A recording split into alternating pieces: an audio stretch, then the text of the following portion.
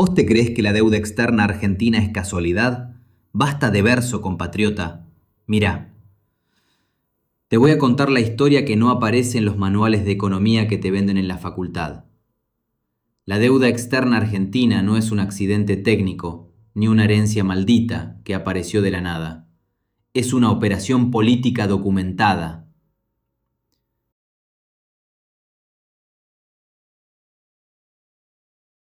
Como documenta Aldo Ferrer en La Economía Argentina, FCE 1963, ediciones posteriores, actualizadas, hasta mediados de los 70, Argentina tenía un endeudamiento externo manejable y una estructura productiva diversificada.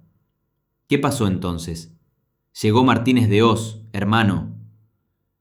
El 2 de abril de 1976, escúchame bien, asume José Alfredo Martínez de Hoz como ministro de Economía de la dictadura. ¿Y sabés qué tenía en la cabeza este tipo? El mismo libreto que después aplicaría Cavallo. Como señala Oscar Brown en El desarrollo del capital monopolista en Argentina, tiempo contemporáneo, 1970, ya estaba todo diseñado. Apertura indiscriminada, dólar barato artificialmente, desregulación financiera y promoción del endeudamiento externo. Y ahí viene lo criminal. Entre 1976 y 1983, según datos oficiales del Banco Central, la deuda externa pasó de 9.700 millones de dólares a 45.100 millones. Un aumento del 364% en 7 años. ¿Vos te creés que esa guita se usó para hacer hospitales y escuelas?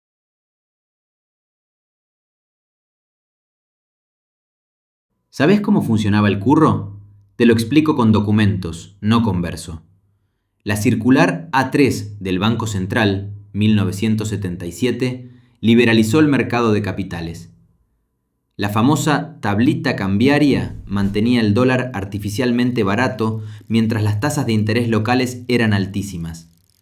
¿El resultado?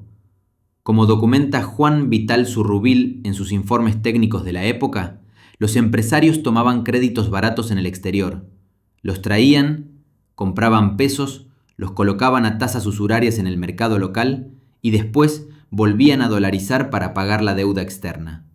Era una licuadora perfecta. Pero esperá que hay más. Cuando el modelo explotó en 1981 a 1982, ¿sabés qué hicieron? Socializaron las pérdidas. A través del seguro de cambio y otras medidas administrativas, el Estado se hizo cargo de las deudas privadas. Como documenta el economista Jorge Schwarzer, la estatización de la deuda privada fue la operación de transferencia de recursos más grande de la historia argentina hacia el sector privado. ¿Te das cuenta de la joda, amigo? Ganancia privada, pérdida social.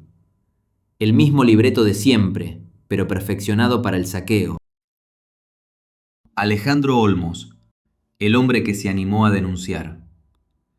Y ahí aparece el héroe de esta historia, hermano. Alejandro Olmos, periodista, abogado, un tipo que no se tragó el verso oficial. En 1982, en plena guerra de Malvinas, este patriota presentó una denuncia que cambiaría la historia jurídica argentina. Como documenta el propio expediente judicial número 14.467 del Juzgado Nacional en lo Criminal y Correccional Federal número 2. El 25 de octubre de 1982, Alejandro Olmos presenta denuncia penal contra los responsables del incremento fraudulento de la deuda externa argentina durante el período.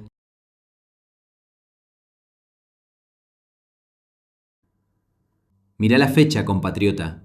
Octubre del 82. Los milicos todavía mandaban, pero este tipo ya veía lo que venía.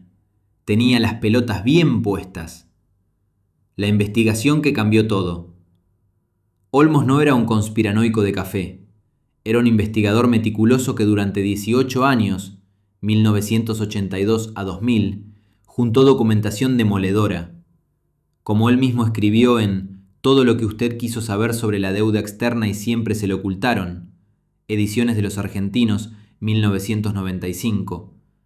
No se trata de una deuda contraída para el desarrollo del país. sino de operaciones que beneficiaron a grupos económicos concentrados y bancos extranjeros, mientras hipotecaban el futuro de la nación. ¿Y sabés qué pruebas juntó? Documento 1. Las circulares del Banco Central. Liberalización total del mercado cambiario. Régimen de prefinanciación de exportaciones. Facilidades para el endeudamiento privado. Documento 2. Los contratos leoninos.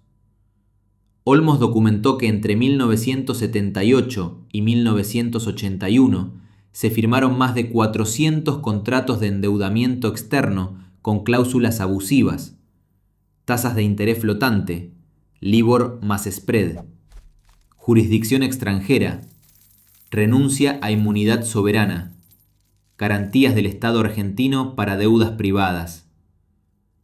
Documento 3. La fuga organizada.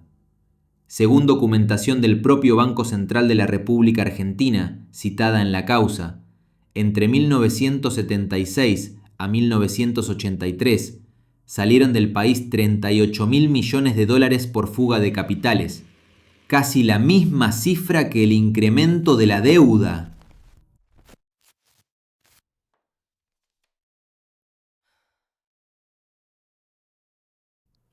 ¿Te das cuenta del choreo?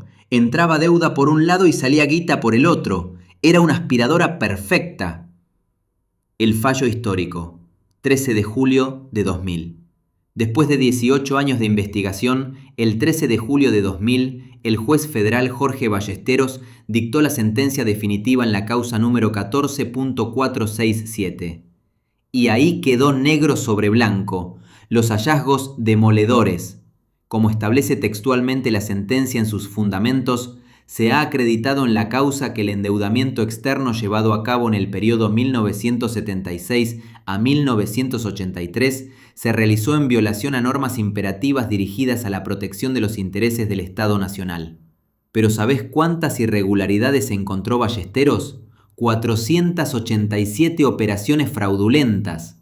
Como dice la sentencia en el punto 1847, se detectaron 487 operaciones donde se transgredieron normas de contratación pública, se eludieron controles del Congreso Nacional y se comprometieron recursos del Estado sin autorización legal correspondiente.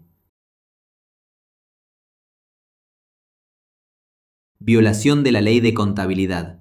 El fallo documenta: se contrajo deuda sin seguir los procedimientos establecidos en la Ley 12.961 de Contabilidad de la Nación, eludiendo controles parlamentarios y administrativos. Tasas usurarias. Como establece el punto 1205 de la sentencia, se pactaron tasas de interés superiores al 24% anual en operaciones donde la tasa de referencia internacional era del 8 al 12%, configurando anatocismo prohibido. Garantías inconstitucionales. El fallo es categórico. El Estado otorgó garantías y avales por deudas privadas sin autorización del Congreso, violando el artículo 75, inciso 4 de la Constitución Nacional. Y ahí viene lo más grave. Estatización de deudas privadas.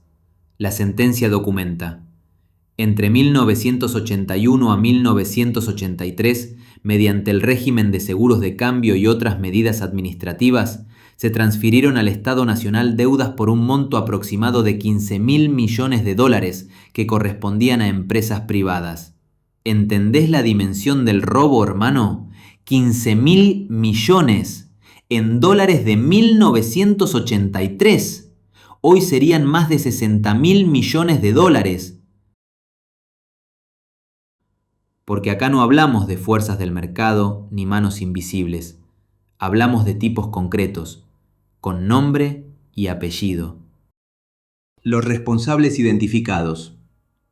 Según la sentencia Ballesteros, los principales responsables fueron: en el gobierno, José Alfredo Martínez de Hoz, ministro de Economía; Juan Alemán, secretario de Hacienda; Adolfo Diz, presidente del BCRA 1976 a 1981. Domingo Cavallo, presidente del BCRA 1982 a 1983. ¿Ve que Cavallo ya estaba ahí? El mismo tipo que después nos ensartó con la convertibilidad. En la banca extranjera, como documenta el fallo, los principales acreedores fueron Chase Manhattan Bank, Citibank, Morgan Guaranty Trust, Bankers Trust, Chemical Bank. Las empresas beneficiarias. El expediente identifica las principales empresas que se beneficiaron: grupos económicos ligados a la construcción, empresas importadoras de bienes de capital, conglomerados financieros, compañías vinculadas al complejo agroexportador. Como establece la sentencia en sus considerandos técnicos, fase 1, liberalización, 1976 a 1978, apertura del mercado cambiario y financiero. Fase 2, endeudamiento, 1978 a 1981, promoción masiva de créditos externos. Fase 3, crisis, 1981 a 1982, devaluación y transferencia de pérdidas al Estado. Fase 4, estatización, 1982 a 1983, socialización de deudas privadas. ¿Te das cuenta, compatriota? No fue incompetencia, fue un plan perfecto para vaciar el país y dejarnos hipotecados por generaciones. Y hoy todavía estamos pagando ese choreo. Según el fallo Ballesteros, de los 45.100 millones de dólares de deuda en 1983, al menos 25.000 millones eran fraudulentos o ilegítimos. Con los intereses acumulados durante 40 años, esa cifra se multiplicó por 10. Como documenta el economista Norberto Galasso en De la banca Baring al FMI, Coligüe 2002, la deuda ilegítima de la dictadura se transformó en el mecanismo de dominación más eficaz del siglo XXI. ¿Y sabés por qué seguimos pagando? Porque ningún gobierno se animó a aplicar el fallo Olmos Ballesteros. Ni Alfonsín, ni Menem, ni los Kirchner, ni Macri, ni Alberto, ni ahora Milei. No tengo dudas que un orden confederal del país sí aplicará el fallo. Todos prefieren pagar que investigar.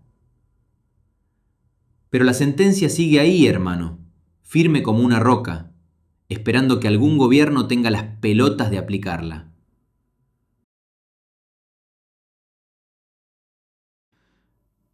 ¿Viste todo lo que acabo de contarte, compatriota?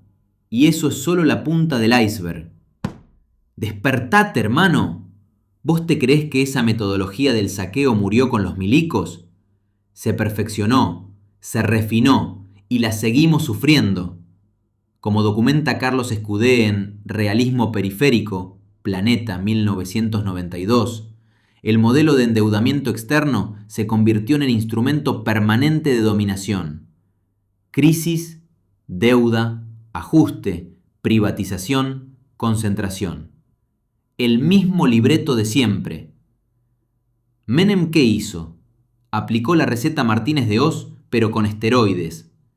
Convertibilidad, apertura, privatizaciones y Cavallo de ministro. El mismo Cavallo que había sido presidente del Central durante la dictadura. Los Kirchner pagaron religiosamente, pero nunca investigaron la legitimidad, como si el fallo Ballesteros no existiera. Macri se endeudó en 100.000 millones más, con el FMI, con bonos, con Levax, la misma bicicleta financiera. Y Milei está haciendo exactamente lo mismo. Dólar barato, tasas altas, promoción del endeudamiento, la misma receta de 1976. Por eso te digo, hermano, el fallo Olmos Ballesteros no es historia antigua, es la clave para entender el presente. Despertate, Argentina. La resistencia nacional empieza por la resistencia intelectual.